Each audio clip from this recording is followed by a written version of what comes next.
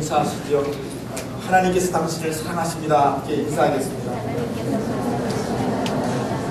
네, 하나님께서 여러분 사랑하시는 줄로 믿으시기를 주님의 이름으로 축원합니다. 네, 오늘 창립 9주년 감사주일입니다. 꽃꽂이에도 9자가 이렇게 써있죠. 못 보셨죠? 네, 창립 오늘 우리 교회 생일잔치 하는 날입니다. 그래서 오늘 예배 후에 전 교인이 공동 식사를 하는데 목장교로 다 많이 준비해와서 오늘 부패식을 한답니다. 꼭 식사를 하시고 돌아가시기를 부탁을 드립니다. 여러분 창립 9주년 돌아보니까 참 감격스러운 일이 너무나 많이 있었습니다. 특별히 교회를 말없이 섬겼던 수많은 분들이 계셨기 때문에 오늘 우리가 여기에 이렇게 예배드리고 있는 줄 믿습니다. 제가 설교 준비하면서 한번 돌아봤어요. 그랬더니 우리에게 3번의 3개의 성전을 하나님께서 주셨더라고요. 제일 처음에 저희가 예배드렸던 장소는 포디움 백화점에서 예전에 우리 퍼시픽 센터에 있는 교회 쪽을 바라보시면 그 건물들, 빌딩들 중에 낮은 빌딩 꼭대기에 이렇게 초록색 삼각 이렇게 지붕이 있는 빌딩이 있습니다. 그 초록색 지붕이 뭐냐면 펑션룸이에요. 지금은 그 콘도가 린덴슈트 호텔의 부속 건물이 됐습니다만 옛날에는 콘도미니엄이었습니다. 그 펑션룸에서 다 들어가면 한 30명 들어갈 조그만 공간을 빌려서 2001년 12월부터 2002년 3월까지 교회 시작하는 걸 준비하면서 7가정이 모여서 예배를 드리기를 시작했습니다. 옥탑에 있는 예배처소였기 때문에 펑션룸이기 때문에 사방이 다 뚫려 있어서요. 창이 너무 많아가지고 예배가 너무 산만한 거예요. 그래서 큰 천을 사다가 제가 설교하는 쪽만 창문만 이게 천으로 가렸어요. 십자가도 달 수 없고 마이크를 설치할 수 없어서 그냥 육성으로 예배드리고 이 막 울리기 때문에 잘 안 들려요. 안 들리고 그런 처소에서 예배를 드렸던 것이 평강교회 처음 출발이었습니다. 한 번은 예배를 드리러 올라갔더니 뷔페가 쫙 차려져 있는 거예요. 저는 은혜롭게 해석을 했죠. 오늘 우리 교인 중에 누가 뷔페를 준비하셨구나. 그게 아니고 어드민 오피스에서 행사를 한다고 오늘 주일 예배 여기서 못 드린다고 했어요. 참 예배를 드리러 다 이제 11시가 됐는데 예배 못 드린다고 안 된다는 겁니다. 그래서 할 수 없이 사택으로 가가지고 사택 거실에서 예배를 드렸어요. 교인이 몇 분 되지 않았으니까 사택에서 예배드리고 사택에서 밥 먹고 헤어졌습니다. 제 마음이 얼마나 허전하든지요. 이 성전이 없으니까 참 이런 일도 생기는구나. 그랬던 것이 2002년 1월입니다. 필리핀에 오셨던 안디옥교회 최영희 목사님이 건물을 얻어서 해야 되겠다.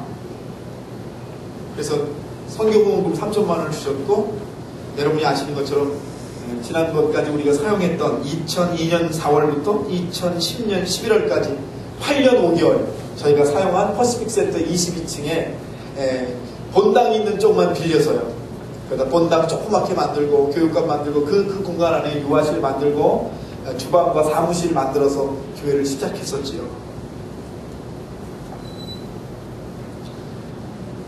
그래서 9년 그리고 이 성전에 C5 세 번째 성전에 와서 2010년 12월부터 벌써 오늘 4월이니까요. 4달을 저희가 여기서 예배를 드리고 있습니다.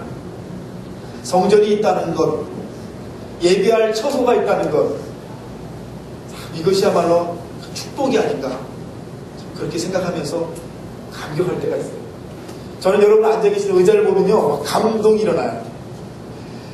퍼시픽 센터 22층에서 예배 드리시면서 많은 여자분들이 저에게 그러셨어요. 목사님, 이 장의자 이게 오래돼갖고 말라가지고 가운데 홈이 떠가지고 앉았다가 일어나면 엉덩이 탁 껴가지고 목사님 우리가 얼마나 고통을 당하는지 아세요? 그러시는 거예요. 얼마나 아프셨겠어요. 그럴 때마다 방석을 할까요? 방석을 다 하려니까 비용이 너무 많이 드는 거예요. 방석도 못하고. 그러던 게 바로 어저께 같은데 우리 이렇게 아름다운 성전에서 참 베트남산 고급 고무나무 의자에 앉아서 예배드리는 오늘 우리들의 모습을 생각하니까 참 감동이 뭐 어떻게 이렇게 감동이 되는지. 저는 지금도 이 성전에 올라오면서 참 늘 감동 가운데 이렇게 올라오는 그런 경험을 하게 됩니다. 성전이 얼마나 중요하고 귀합니까? 그러나 여러분, 제가 목회를 하면서 하나님께서 저를 깨닫게 하시는 것은 참 보이는 성전이 너무나 중요하고 보이는 성전이 어떠하느냐가 참 중요하지만 그것과는 비교도 될 수 없이 더 중요한 것이 하나 있는데 그것이 뭐냐면 보이지 않는 성전이 중요하다고 하시는 말씀이세요. 여러분, 보이는 성전이 너무 중요해요. 그러나 더 중요한 게 있습니다. 보이지 않는 성전. 어디에 세워지는 성전이죠? 우리들 안에 세워지는 보이지 않는 성전이 보이는 성전과는 비교할 수 없이 중요하다고 하는 이 고백이 오늘 여러분 창립 9주년에 우리들 고백이 되기를 간절히 소원합니다. 제가 목회하면서 가장 가슴 아픈 게 있어요. 그게 뭐냐면 목회하는 동안에 교인분들끼리 이렇게 갈등이 일어나서 교인분들이 교회를 떠나시는 것을 이렇게 볼 때 얼마나 가슴이 아플지 몰라요. 필리핀에서 제가 10년 목회하고 있는데요. 10년 동안에도 그런 일이 여러 번 있었어요.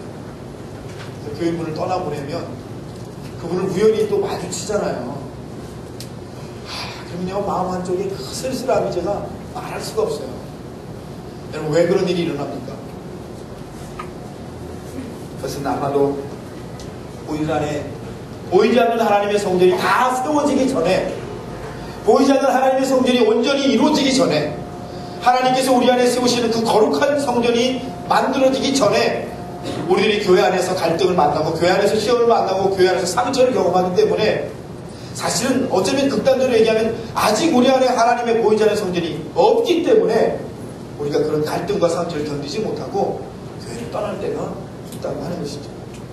그래서 여러분, 참 우리가 오늘 창립 9주년에 정말 돌아봐야 될 것이 무엇이냐면 우리 안에 보이는 성전보다 보이지 않는 성전을 더 세워 주시옵소서. 이런 고백이 여러분과 저의 고백이 되길 간절히 소원합니다.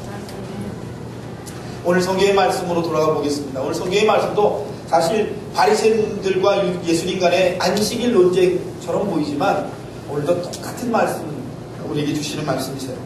안식일은요, 여러분 안식일이 언제부터 언제까지죠? 금요일 해 떨어질 때부터 시작해서 토요일 해 질 때까지가 유대인들의 안식일입니다. 이 안식일은 이스라엘 사람들의 존재 증명입니다. 그들이 유대인이냐 아니냐를 판가름하게 만드는 것은 안식일을 지키느냐 안 지키느냐를 가지고 유대인이냐 아니냐를 결정했다고 그래요. 아무리 혈통으로 유대인이어도 안식일을 안 지킨다? 그러면 그 사람은 유대인이 아닌 것이죠. 유대인으로 쳐주지를 않는 것이죠. 그래서 유대인들에게는 아마 이 안식일법이 생명과 같은 법이었다. 여러분, 제가 예전에 그런 얘기 드린 적이 있죠. 아우슈비츠 수용소에서 독일 사람들이 유대인들 다 가둬놨는데 아주 극수량의 물만 먹을 수 있도록 그들에게 물을 공급했다고 그래요.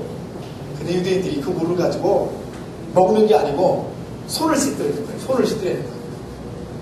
왜 손을 씻나? 저 미친 사람들 아닌가? 지금 먹을 물도 없는데 그 물을 손을 씻어요. 왜 손 씻는지 아세요? 손이 부정하면 하나님께 예배를 못 드리니까 그 물로 손을 씻는 거예요. 예배 드리려고. 하나님께 예배 드리기 전에 손이 들어오면 예배 못 나가니까 예배 드리기 위해서, 안식일을 지키기 위해서 먹을 물을요 쪼개가지고 손을 씻는 사람들이 유대인들이라는 거예요. 유대인들에게 이 안식일은 생명법입니다. 생명법. 그렇게 안식일을 소중히 여기는 사람들이 유대인들인데 그 유대인들이 볼 때 오늘 예수님과 예수님의 제자들의 모습이 옳지 않았던 것이죠. 안식일날 밀밭 사이를 지나가면서 예수님의 제자들이 길을 내기 위해서 밀을 자르니까 바리새인들이 볼 때 이것은 안식일에 일하지 말라고 하는 안식 계명을 어기는 일이기 때문에 왜 예수님의 제자들은 안식일을 어깁니까? 이렇게 바리새인들이 예수님에게 질문을 했던 것이죠. 왜 안식일에 하지 말아야 될 일을 당신의 제자들은 도대체 하는 것입니까? 그렇게 예수님에게 물었던 것이죠. 그런데 여러분, 오늘 주님께서 그 바리새인들의 질문에 대해서 뭐라고 그러시는지 아세요? 오늘 말씀, 사실 오늘 앞부분의 말씀이죠. 앞부분의 말씀에 27전에